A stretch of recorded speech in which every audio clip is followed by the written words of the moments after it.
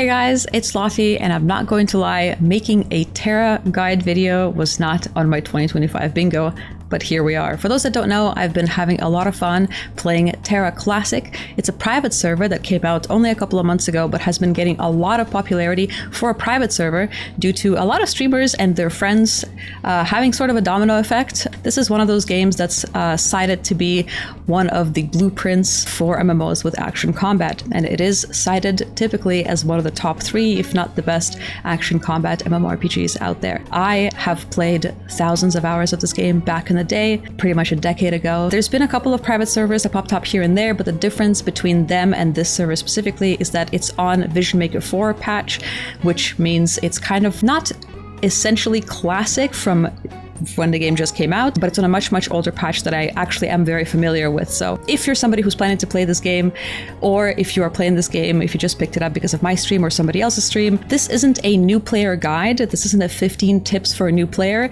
If you are looking for a video like that, a fellow content creator by the name Zav has a video just like that. It's a beginner's guide that's excellent.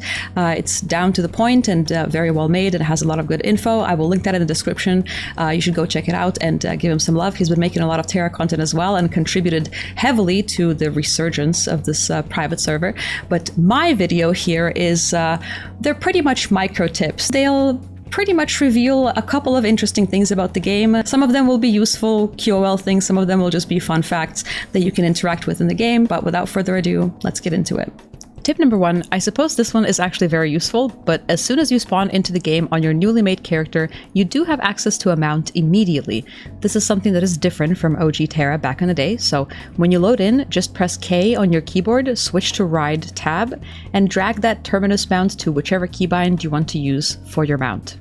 Number 2. Pressing P opens up your character gear card, but if you go to the Costuming tab, you will see a speech bubble there. This is a custom status message you can edit, and it will show up as a message in your guild every time you log into that character. You can put something silly or express that you're looking to farm a specific dungeon, and who knows, maybe someone in your guild notices it, and you guys can team up to farm that instance together.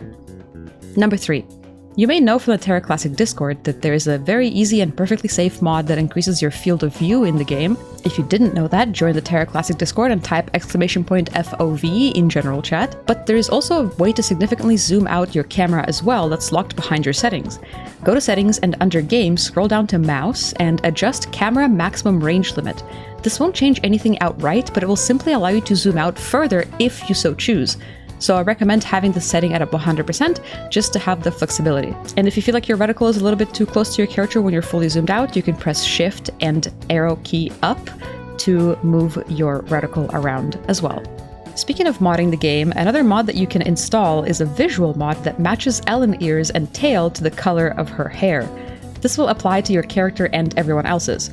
Mod link and installation instructions are in the video description.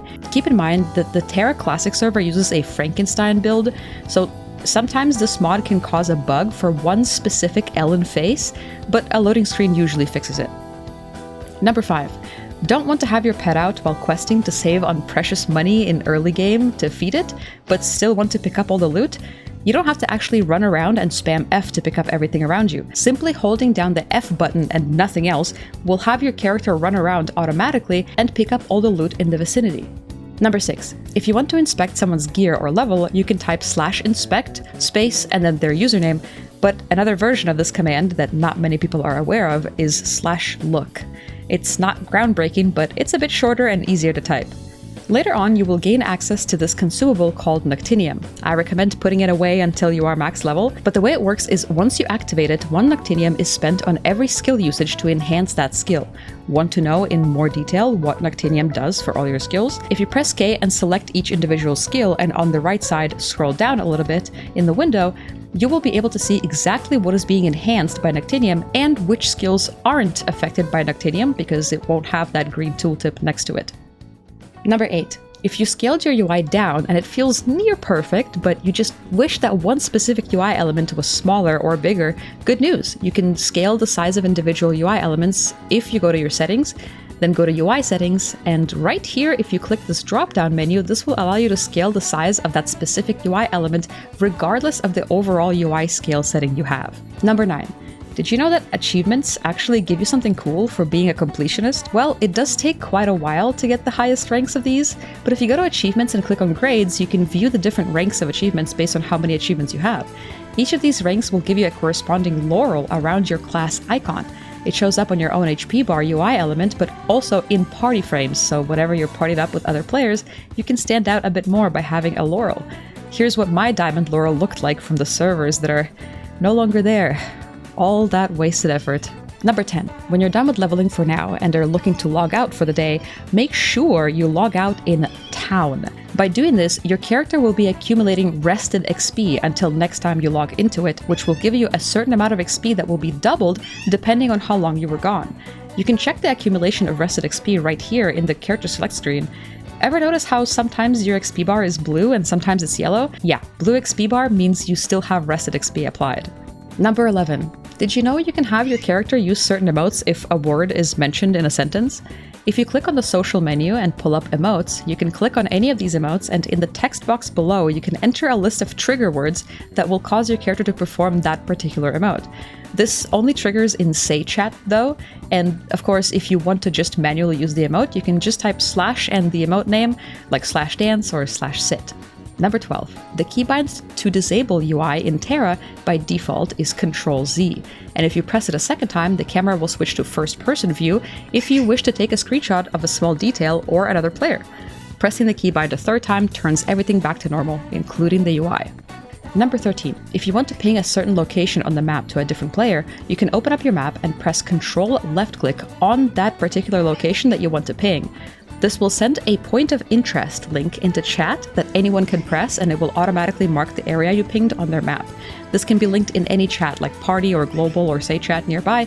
Just make sure you have the correct chat selected first. And if you want to mark something for yourself, you can also do that for yourself by just clicking the link in the chat as well. Number 14. Now, you know you can inspect players' gear by now, but what if you see someone wearing a cool skin or armor and want to take a closer look? Well, you could angle your camera to be zoomed in on them, but that only works if they stand still. So if you pull up your cursor and press Shift left-click on their character model, it will switch your camera point of view to their point of view and observe things from their perspective as long as you remain within their vicinity. This is also a fun way to observe people's duels. Number 15. You know when you equip certain armor, or worse, a skin, and it ties up your character's hair that you spend so long picking out? Well, if you don't mind a little clipping, you can disable that. If you open settings and look under game, the option called Use Upswept Hairdo will be checked by default. Unchecking that option will have your character's hair always be down, no matter what gear or skin is equipped. Although if you ever get a piece of gear that has a little too much clipping for you to handle, you can always turn that setting back on. And that pretty much includes the 15 little tips, micro tips, tiny tips, whatever you want to call it, for the game. If you are somebody who is thinking of picking up this game, or if you had just started, my guild is recruiting. We're open for anybody who hangs out on my stream. It's a community guild. We are in an alliance, so it's set up for like all the end game stuff. If you want to join a guild with a funny cat icon, that's called Cringe. Feel free to apply. I know it's a little bit weird that I post this video before I make a video that's like, I revisited Tera 10 years later. That video is in the works, but that kind of video requires a lot more editing and a lot more footage from my VODs. So that kind of video is coming, so just for now, just ignore this video, but let's pretend it doesn't exist. I stream almost every day on Twitch at twitch.tv/LaufieLOL. Like, subscribe, come hang out on the Twitch. Oh yeah, one last thing I forgot to mention. I created a tiny flowchart to give to all the people that ask me if it's worth it to try the game or not.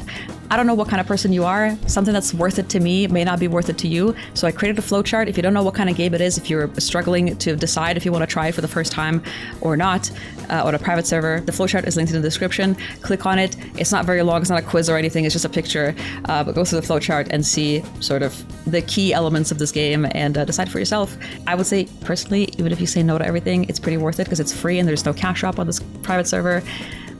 So all you need is time. So if you have a little bit of spare time to kind of enjoy and go on a nostalgia trip or play an MMO that is coveted in so many ways in its combat and content, and that has visually aged, I think, like fine wine, considering that it came out in 2011, I think it's worth it personally, but decide for yourself. I'll see you later.